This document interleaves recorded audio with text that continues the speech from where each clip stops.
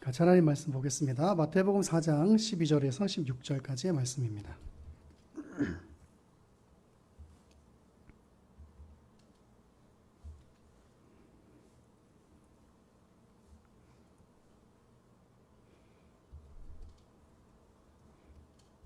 마태복음 4장 12절부터 16절까지의 말씀입니다.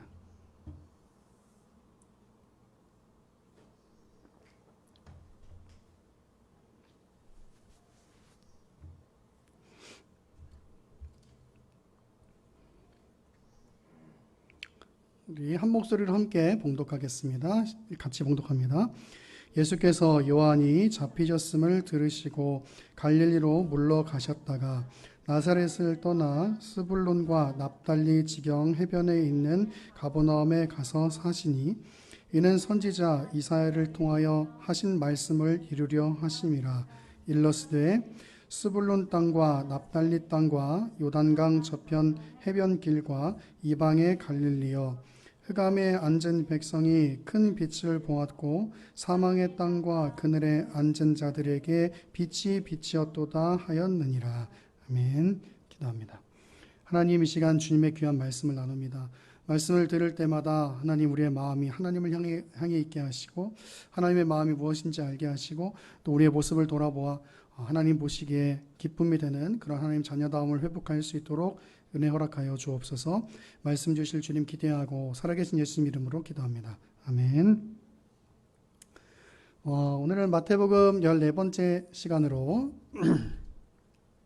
멸시에서 존귀로라는 제목으로 같이 하나님 말씀 나누도록 하겠습니다.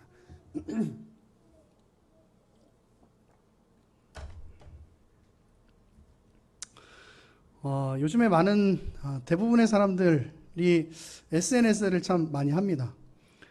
그런데 미국 그 휴스턴대에 있는 스티어스 연구원이라는 곳이 있는데 거기에서 무슨 얘기를 했냐면 SNS를 많이 하면 할수록 비교 의식이 커지고 그것이 우울증으로 발전될 수 있다고 하는 그 연구 결과를 발표한 적이 있어요. 아무래도 나쁜 소식으로 이렇게 SNS를 장식하기보다는 그 좋은 것, 또 뭐 자랑할 만한 것 등을 올리게 되기 때문에 상대적으로 그것을 보고 있는 나는 어떻게 생각하냐면, 나는 나만 행복하지 않는 건가? 혹은 나는 이게 어떤 제대로 이렇게 살지 못하는 건가 하는 어떤 자괴감 같은 거, 그런 것들을 많이 느끼게 된다는 것이에요. 그래서 그것이 남과 비교하게 되고 그러면서 그것이 발전해서 이제 우울증으로 발전될 수 있다라고 하는 그런 연구 결과인데요. 여러분, 사실 생각해 보면 모든 사람이 다 고난이 없는 사람이 없잖아요. 그리고 힘든 중에도 그런 소소한 행복을 가지고 사는 게 그게 우리의 인생이잖아요. 그것을 알면서도 SNS를 보면 나만 가장 못 사는 사람처럼 느껴지기 쉽다는 것이 그 연구 결과인 것이에요. 그런 잠재적 비교 의식이 우울증을 만든다라고 하는 것이죠. 여러분, 사람이 살면서 보이는 것만 중요한 것이 아니잖아요. 보이지 않는 그 어려움들, 또 그 힘듦들, 뭐 그런 것들이 있잖아요. 근데 SNS에는 사실 그런 것들을 많이 올리기보다는 내가 이렇게 좀 사람들한테 보여주고 싶은 거, 그리고 내가 이렇게 좀 나를 홍보할 수 있는 것들, 뭐 그런 것들을 올리게 되잖아요. 그래서 그런 보이지 않는 것들, 그런 삶도 있는 것인데, 그런데 어느새 그런 것들보다는 우리 사회적 분위기가 좀 보이는 것들에 집착하게 되고 보여지는 것들이 중심이 되는 분위기가 되었지 않았는가 하는 생각을 하게 됩니다. 보여지는 것이 중시되는 사회 속에서 인간의 존엄성이 무너지는 것들을 우리는 참 많이 볼 수가 있을 거예요.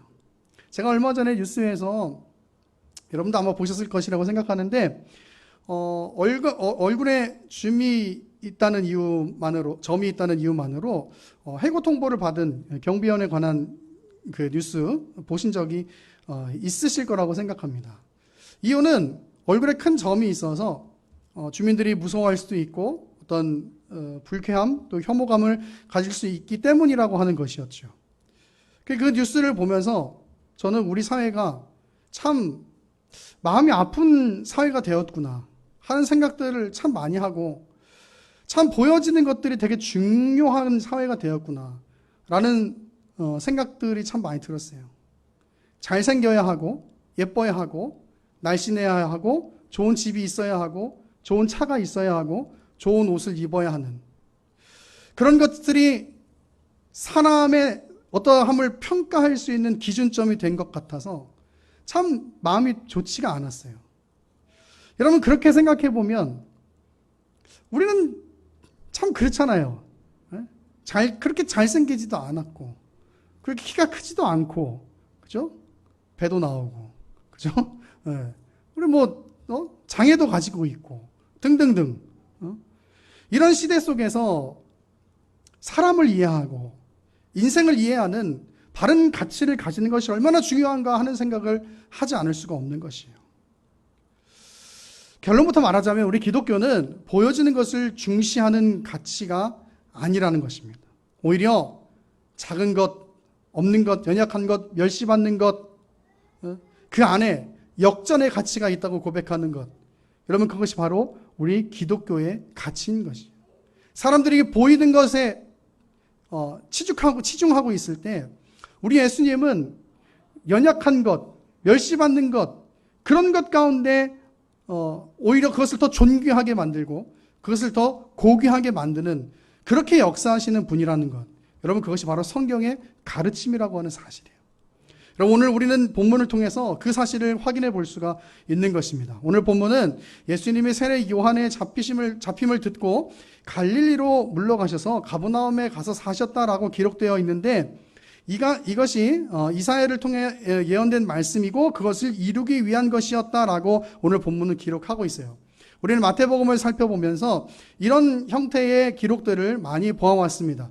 임마누엘, 베들레헴, 또 애굽에서 불렀다, 라헬의 애곡 등등, 모두 구약에 예언되어져 있는 말씀이고 그것이 예수 그리스도의 탄생을 통해서 성취되었다라고 하는 기록이 이 마태복음의 기록인 것을 우리는 계속해서 잘 살펴보았어요.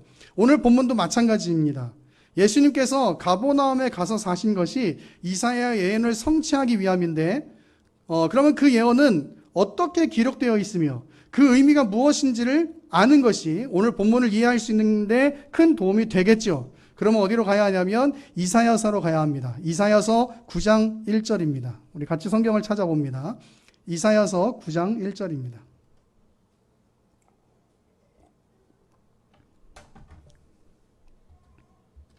우리 다 같이 찾아서 함께 읽겠습니다. 이사야 9장 1절입니다. 함께 읽습니다. 전에 고통받던 자들에게는 흑암이 없으리로다. 옛적에는 여호와께서 스불론 땅과 납달리 땅에 멸시를 당하게 하셨더니 후에는 해변 길과 요단 저쪽 이방의 갈릴리를 영화롭게 하셨느니라. 자, 여기 본문에서 또 그렇지만 우리 오늘 본문에도 살펴보면 어떤 그 얘기가 나오냐면 갈릴리가 나오는데, 그 앞에 무슨 얘기가 있냐면 이방의 갈릴리라는 기록이 있어요. 이방의 갈릴리. 여러분, 근데 갈릴리는 우리가 교회 좀 다니신 분들은 알겠지만 사실 이방 땅이 아니었잖아요. 갈릴리는 유대 땅이잖아요. 여호수아 19장을 보면 수불론 지파와 이사갈 지파, 또 아셀, 납달리 지파가 가나안 정복 후에 받은 땅이 어디냐면 바로 이 갈릴리 지역이란 말이에요. 그러니까 이스라엘 사람들의 땅인데 갈릴리가, 근데 오늘 본문이나 이사야서를 보면 뭐라고 표현하고 있냐면 이방의 갈릴리라고 표현을 하고 있어요. 여러분, 이것을 우리가 알아야 오늘 본문을 이해할 수 있어요. 이방의 갈릴리. 왜 갈릴리를 유대 땅인데 이방의 갈릴리라고 표현했을까? 이유를 알려면 우리가 어디를 가야 되냐면 솔로몬 시대로 가야 합니다. 솔로몬 시대. 열왕기상 9장 10절과 11절입니다. 열왕기상 9장 10절과 11절. 열왕기상 9장 10절과 11절.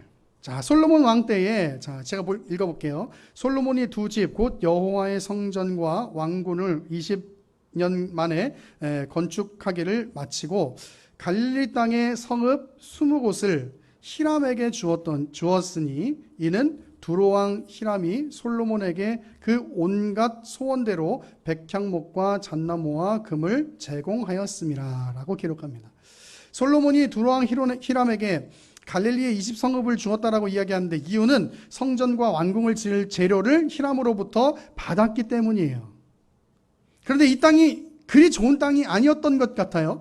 계속 보면 열왕기상 9장 12절부터 13절 보면 히람이 두로에서 와서 솔로몬이 자기에게 준 성읍들을 보고 눈에 들지 아니하여 이르기를 내 형제여 내게 준 이 성읍들이 이러한가 하고 이름하여 가불 땅이라 하였더니 그 이름이 오늘까지 있으니라 라고 이야기해요. 히람이 그것을 보고 마음에 들지 않아서 가불이라고 이야기했는데 이 말은 무슨 뜻이냐면 기쁘지 않다, 무가치하다라는 뜻이에요. 기쁘지 않다, 무가치하다. 그러니까 그 땅이 그리 좋은 땅이 아니었던 것이죠. 또한 이 갈릴리는 이방 나라들의 접경 지역에 있어서 침략도 많이 받고 또 이방적인 어떤 색채들도 강하게 띄었던 지역이 바로 이 갈릴리였던 거예요. 그래서 이사야는 갈릴리를 표현할 때 뭐라고 표현하고 있냐면 이방의 갈릴리여라고 표현하고 있는 것이죠. 쉽게 말하면 어떤 거예요?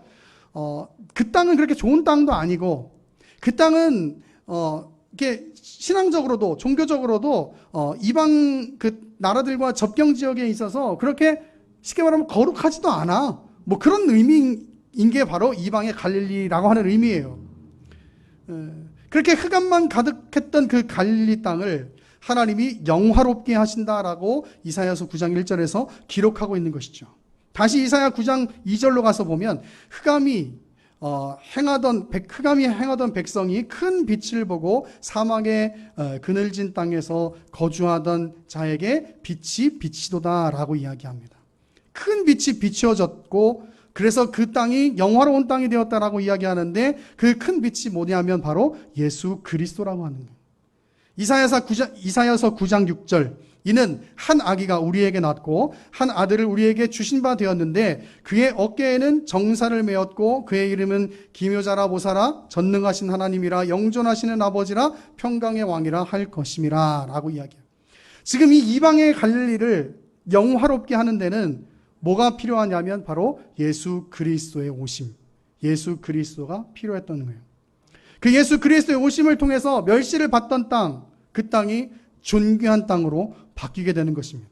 그것이 바로 오늘 본문의 이야기인 것이에요. 예수님 당시에도 갈릴리는 멸시받는 땅이었습니다. 요한복음 7장 41절에 보면 이렇게 얘기해요. 어떤 사람은 그리스도라 하며 어떤 사람은 어떤 이들은 그리스도가 어찌 갈릴리에서 나오겠느냐라고 이야기해요. 여러분 우리 나사렛 기억하십니까? 나사렛에서 어떻게 선한 것이 나오겠느냐. 같은 맥락인 거예요. 그리스도가 어떻게 갈릴리에서 나올 수가 있어. 또 요한복음 7장 52절에 보면 그들이 대답하여 이르되 너도 갈릴리에서 왔느냐. 찾아보라.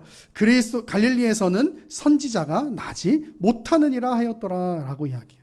그 땅은 그렇게 대단한 사람이 날 수가 없는 땅이야. 사람들이 그렇게 생각했던 거예요. 예수님 시대에도. 그런데 이 땅은 예수님의 사역의 중심지가 되었고 거기로부터 복음이 흘러가게 된 그런 귀한 땅이 됐다라고 하는 사실입니다. 멸시를 받는 땅이 복음의 중심지, 즉 존귀한 땅, 거룩한 땅이 된 것이요. 예수님께서 거기에 계심으로. 여러분 이것이 성경의 놀라운 이야기입니다. 그 당시의 사람들도 그리고 구약적 배경으로부터 시작된 그 멸시받고 천대받던 그 갈릴리 그 안에 예수 그리스도께서 계심으로 그 땅이 거룩한 땅이 된 것이고 그 땅이 존귀한 땅이 된 것이에요. 여러분 이것은 비단 땅에 관한 이야기가 아니겠죠. 여러분 이것은 오늘날 우리에게도 적용되는 말씀인 것입니다. 여러분 우리를 바라보면 멸시받을 만한 일들 참 많이 있을 겁니다. 우리가 가지고 있는 모든 연약함들, 우리가 가지고 있는 사람들이 그토록 중요하다고 이야기하는 보여지는 것들을 보면 우리는 그렇게 내세울 수 있는 것들이 많지 않은 그런 삶을 사는 사람들일지도 모르겠어요. 어떻게 보면 그런 것들이 사람들에게는 멸시받는 인생처럼 여겨질 수 있을지 모르겠습니다. 그러나 우리 하나님은 그런 우리를 그렇게 세상의 방식대로 대하지 않으십니다. 우리 안에 예수님의 계심으로 우리의 멸시받음이 존귀함으로 바뀌게 되었다는 사실을 믿으시기를 바랍니다. 여러분, 우리 안에 예수님께서 계심으로 세상의 가치에서 봤을 때는 초라해 보이고 세상의 가치에서 봤을 때는 아무 의미 없는 무가치한 갑을 같은 그 갑을 땅과 같은 그런 칭호를 받아 마땅한 것처럼 보이는 우리의 인생이라고 할지라도 그 안에 우리의 예수님께서 계실 때 우리의 인생이 존귀한 인생으로 바뀌는 것을 믿으시기를 바랍니다. 이사야서 43장 4절은 이렇게 이야기합니다. 내가 내 눈에 보배롭고 존귀하며 내가 너를 사랑하였은즉 내가 내 대신 사람들을 내어주며 백성들이 내 생명을 대신하리니. 하나님께서 우리를 위해서 예수 그리스도를 내어주셨다고 말씀하고 계시는 거예요. 고린도후서 4장 7절은 이렇게 이야기합니다. 우리가 이 보배를 질그릇에 가졌으니 이는 심히 큰 능력은 하나님께 있고 우리에게 있지 아니함을 알게 하려 함이라. 우리 안에 그리스도가 계심으로 그렇게 그 보배를 담을 수 없는 그런 질그릇 같은 인생이 보배로운 그릇 같은 인생으로 바뀌게 되었다라고 하는 사실이에요. 이것이 예수님의 오심인 것입니다. 멸시받음을 존귀로 바꾸시는, 멸시받음을 거룩함으로 바꾸시는 그 하나님의 은혜가 여러분의 삶 가운데도 있음을 기억하시기를 간절히 바랍니다. 우리 고린도전서 1장 우리 같이 한번 찾아보겠습니다. 26절입니다. 고린도전서 1장 26절입니다.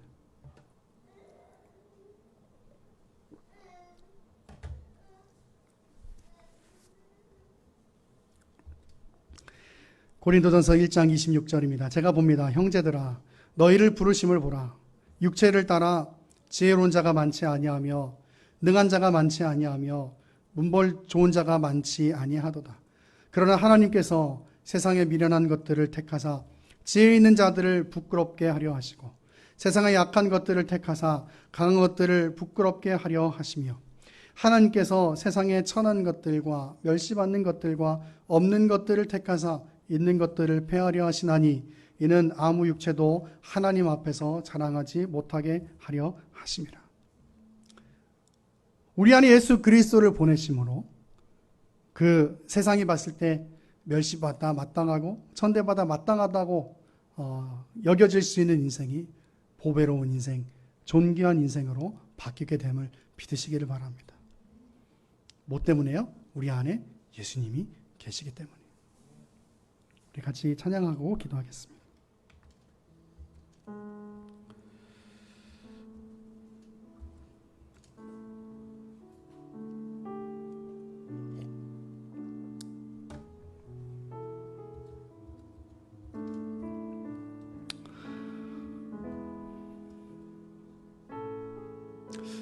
우리는 장애를 가지고 있는 우리 성도님들도 계시니까 또 제가 시각장애인 목사로서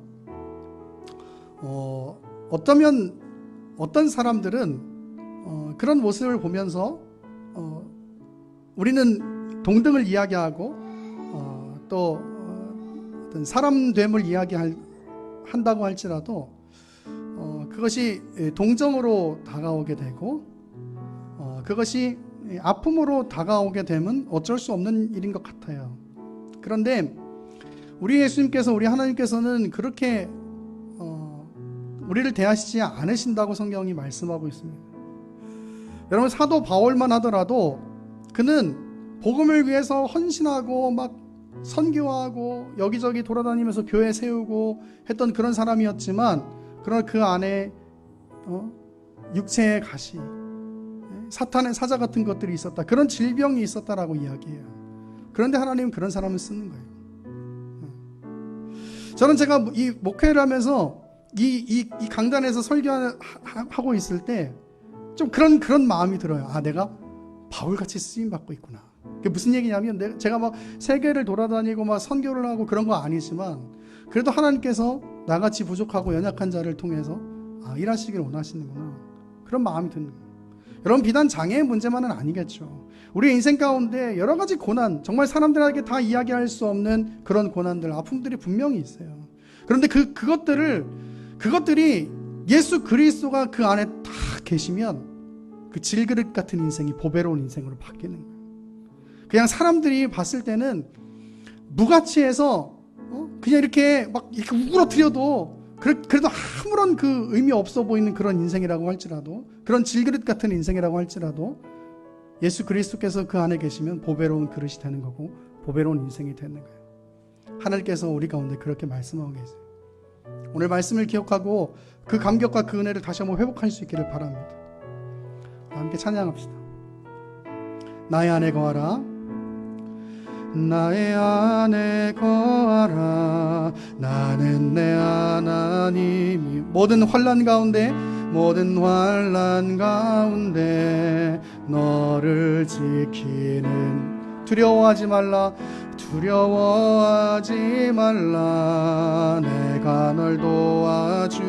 놀라지 말라, 내 손 잡아주리라. 내가 너를 지명하여 불렀나니 너는 내 것이라. 너의 하나님이라. 내가 너를 보배롭고 존귀하게 여기노라. 너를 사랑하는 내 여호와라. 나의 안에 거하라. 한 번 더 찬양합니다. 나의 안에 거하라. 나는 내 하나님이 모든 환난 가운데 너를 지키는 자. 두려워하지 말라, 내가 널 도와주. 놀라지 말라, 내 손 잡아주리라. 내가 너를 지명하여 불렀나니 너는 내 것이라. 너의 하나님이라. 내가 너를 보배롭고 존귀하게 여기노라. 너를 사랑하는 내 여호와. 내가 너를 지명하여 불렀나니 너는 내 것이라. 너의 하나님이라. 내가 너를 보배롭고 존귀하게 여기노라. 너를 사랑하는 내 여호와라. 우리 시간 잠시 묵상으로 하나님 앞에 기도합니다. 하나님의 음성을 우리 마음에 들으시기를 바랍니다. 하나님께서 우리를 지명하였을 때, 그리고 부르셨을 때, 얘는 내가 부를 만한 사람이구나. 얘는 나의 기쁨이 될 수 있는 그런 실력이 있는 사람이구나. 그렇게 해서 부르신 것이 아니고, 그냥 창세전에 우리 한 사람 한 사람을 사랑하셔서 하나님께서 우리를 부르셨다고 말씀하고 있습니다. 오늘 하나님 앞에 기도하면서 그 하나님의 사랑을 다시 한번 회복하길 원한다고, 그 하나님의 사랑을 다시 한번 느끼기를 원한다고, 하나님의 묵상으로 하나님 앞에 기도하길 원합니다. 같이 기도합시다. 아버지,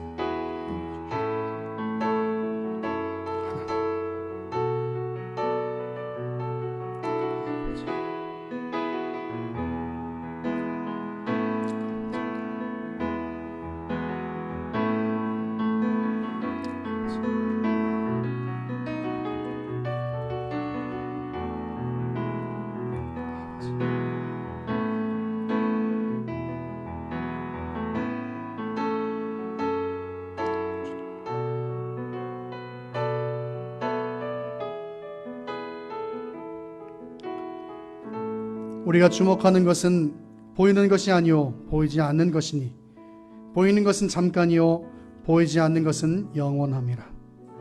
하나님,